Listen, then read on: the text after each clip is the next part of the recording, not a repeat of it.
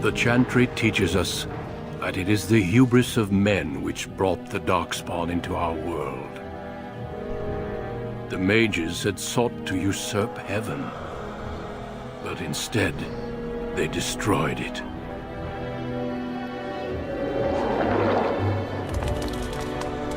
They were cast out, twisted and cursed by their own corruption.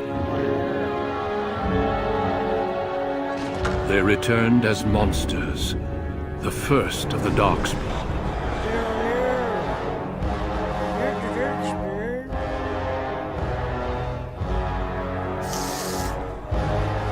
They became a blight upon the lands, unstoppable and relentless. That's not even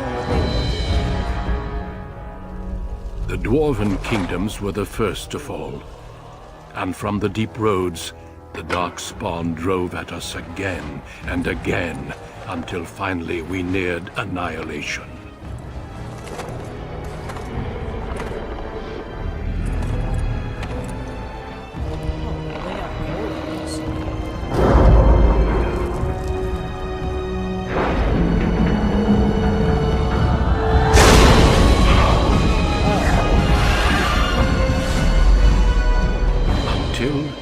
The Grey Wardens came.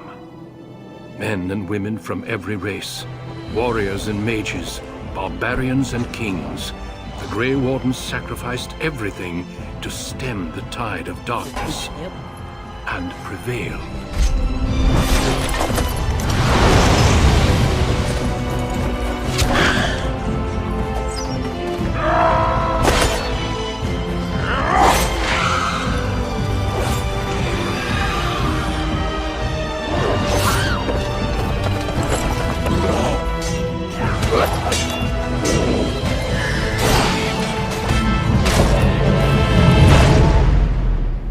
It has been 4 centuries since that victory, and we have kept our vigil.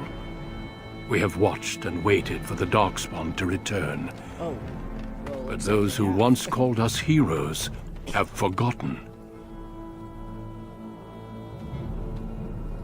We are few now, and our warnings have been ignored for too long.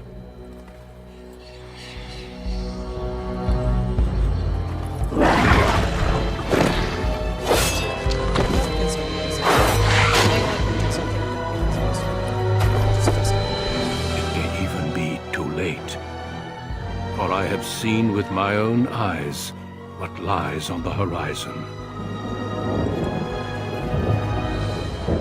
Maker, help us all. It's not too late. Or is it? Dragon Age Origins is if not the best RPG of all time, and you should just go get it right now.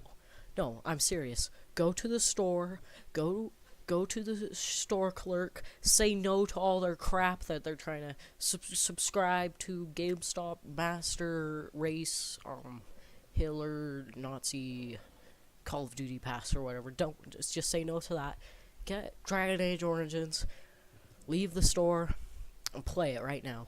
Or you can just go to the Steam page and not have to deal with all that. But anyway, just what an amazing Dragon Age Origins is what I'm talking about, by the way, not Dragon Age 2 or Inquisition. But Dragon Age Origins has so many good things about it.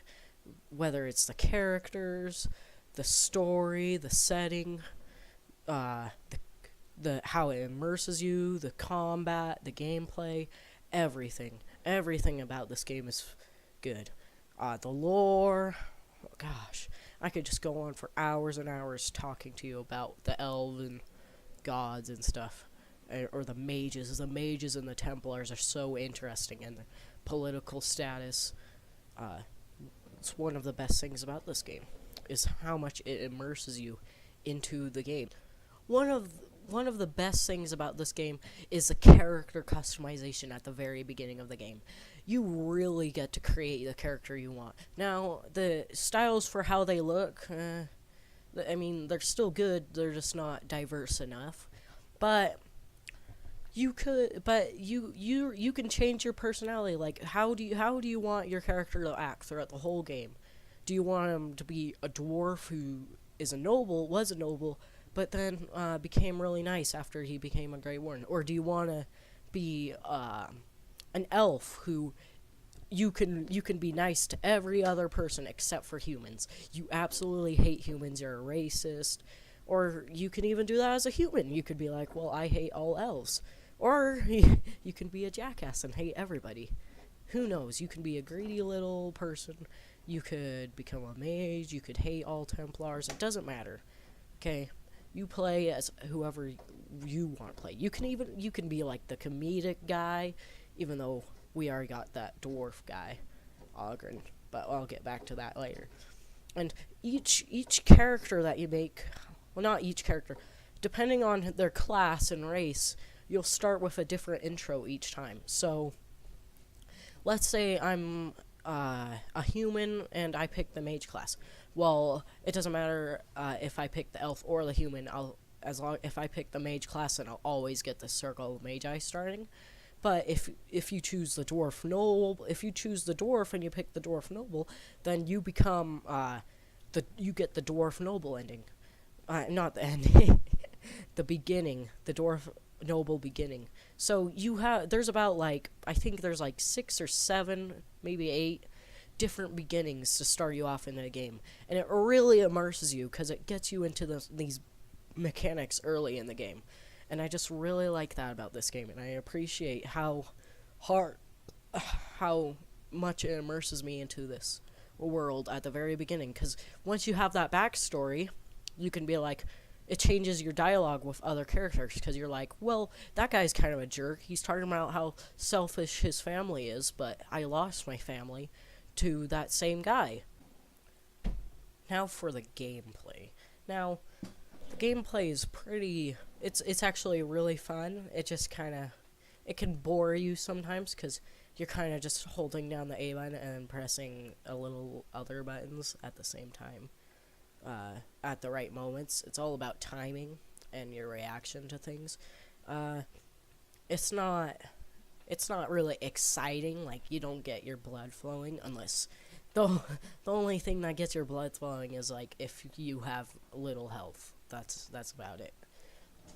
And plus, if you're playing it on the easier difficulties, then you're just going to have a lot of health anyway, so it doesn't really matter. And it does kind of get a little bit repetitive towards the end, but I'd say it's still fun throughout the whole game. I don't even think that the combat's the main part of it. Sometimes the best part of the game is talking to your companions and learning about the lore. That's probably the best part of the game, or talking to the people around you, or doing the side quests, or even playing the main story is fun. You don't even have to talk to your friends or anything. You could just play the game and not worry about them. You could just pick whoever you liked before they joined, and then you could just do that. Now, you can romance people in the game. You can fall in love with your companions, and just like in Mass Effect, my favorite character in Mass Effect to romance is Garrus, by the way. Whose isn't? Garrus is awesome. But anyway, back on Dragon Age Origins. Now it's time for the characters. Oh man, I've been waiting to talk about these characters for so long, man. These characters are so good. Only person who's kind of bad is Zevran, but he's still really good. Now, my favorite character would have to be Morrigan, because she's hilarious in how she talks and how selfish she is. But I like Alistair too for his sarcasm. But anyway, and let's start out with talking about Alistair. Now, Alistair, he was with you at Ostagar, and he's probably the first real companion that you have, and he's very sarcastic throughout the whole game, but he has a good heart, and you learn more about his backstory as the game goes on. I don't really want to spoil it right now, but he is a Templar, or was a Templar, and Templars are basically these people who, because magic is kind of unstable and it kind of summons demons, Templars are there to enforce the law, or sometimes keep mages prisoners so that they don't summon any demons. Now, time for Morgan. Morgan is a really good character. She's one of the first companions you have, and her backstory is really cool. You'd have to actually play it to find out her backstory, or you could just look it up, but I don't recommend that. But she's Flemeth's daughter, who I talked about earlier, who was the old lady who was a witch. And you learn more about Morgan and why she's selfish and her philosophy and throughout the whole game. And it's just really cool. Now, it's time for Sten. I love Sten. I think he's the most underrated character. You learn more about Sten's philosophy throughout the whole game. And he actually likes it when you argue with him. Just, he doesn't like it when you disagree with him just for the sake of disagreeing with him. He likes it when you give good points. Like, his philosophy is like, you just have to play it to really understand it. Like, I'll show you a little clip here. Seek answers about the Blight. We made our way across the Ferelden countryside without incident, seeing nothing of the threat we were sent to observe. Until the night we camped by Lake Calenhad. They came from everywhere. The earth beneath our feet, the air above us. Our own shadows harbored the darkspawn. I saw the last of the creatures cut down, too late. I fell.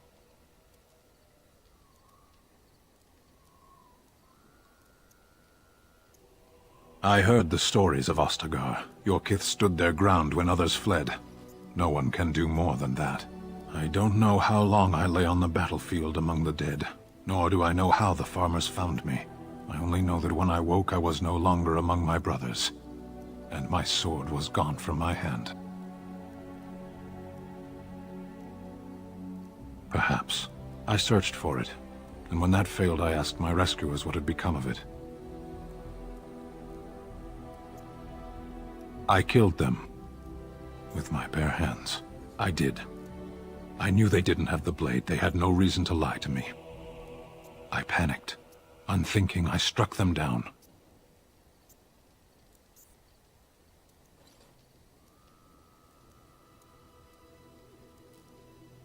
Do your people have no souls as we know them? Convenient for you. That sword was made for my hand alone. I have carried it from the day I was set into the Beresad. I was to die wielding it for my people. Even if I could cross Ferelden and Tevinter unarmed and alone to bring my report to the Arishok, I would be slain on sight by the Antam. They would know me as soulless, a deserter. No soldier would cast aside his blade while he drew breath. If I knew where to look, it would be in my hand now.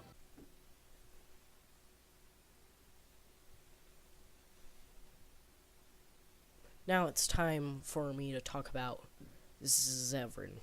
Now, I won't be talking about the DLC characters, by the way, but Zevran, he was an assassin. I haven't really played throughout his story very much, but he was an assassin. He was kind of held against his old will to be an assassin, and that's about all I know. He's kind of annoying, but apparently he's supposed to be a charmer through the game. He was just kind of annoying for me. Now let's talk about Wynne.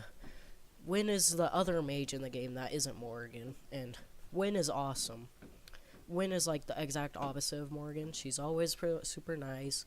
She's kind of an older lady, so, and she has all these stories, and she's so wise, and she gives you advice. She's pretty cool. Then you have one of the best characters, Oghren. The comic relief character. Actually, words cannot describe this character. So instead, I'm just going to add this little clip show of the best moments with Oghren.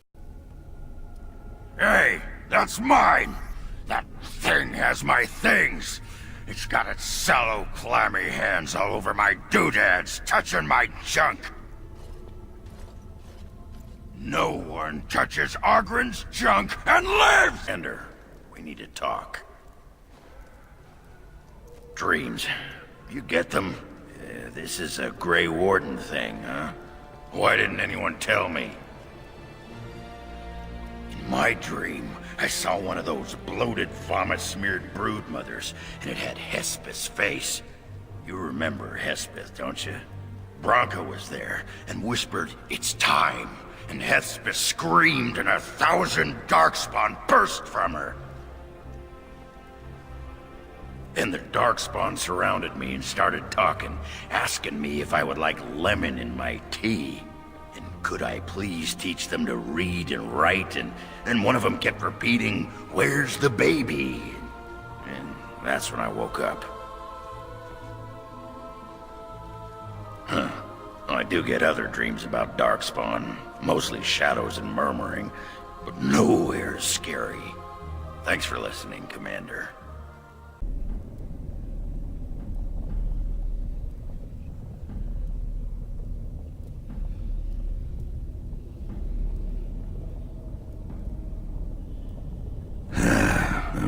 Names.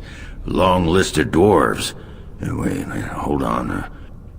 We honor who have made this sacrifice. Let their names be remembered. Fart me a lullaby. It's a memorial of all the dwarves who became golems. Has to be. If there was some way of getting this back to the Shaper at Norzmar, I bet they'd drown their... He that comes before this elder tree. Ah, yes, I remember thee. Long ago, the elves roamed free, their numbers few and passing fast, until one eve we saw their last. Allow me a moment to welcome thee. I am called the Grand Oak, sometimes the Elder Tree. It's a poet tree. A poetry. Don't you get it? The demons are clawing on the gates. The veil must be closed. I will unravel the summoning circles I drew so long ago. Waves of spirits and demons may come through. Dispatch them. Oop, that one was me. Feeling a bit gassy today. Didn't want to hold that in for the whole fight. One belly hit and it'd be all over. Carry on. Could you find anyone more suitable? The Warden's standards have fallen so low. I will begin. First, I must summon the magical energies. I feel them. They're coming. I gotta thank you for saving my hide today. There was that guy, and he was all, "Arr," and I was, "Arr," but then I got hit by an arrow. And then I fell over, and it was meep, but you were there, and you were all, "Roar!" Spectaculous. I'm gonna drink to you, Commander. Here's to the...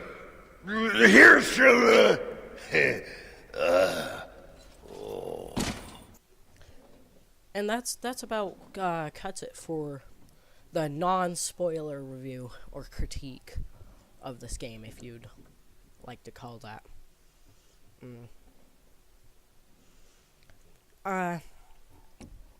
After I'm done with the spoiler review or critique of this game, I'm going to do a video on Dragon Age 2, because everyone likes Dragon Age 2, right? That was the best game ever. How do you not like this game? And then, I'm sorry about that. I kind of just got Little too berserk there. Dragon Age Inquisition would be the next one. It's a pretty good game. Just never. It was just still bad. Sucked. Better than Dragon Age 2 at least, but it was just so bad. Like, why?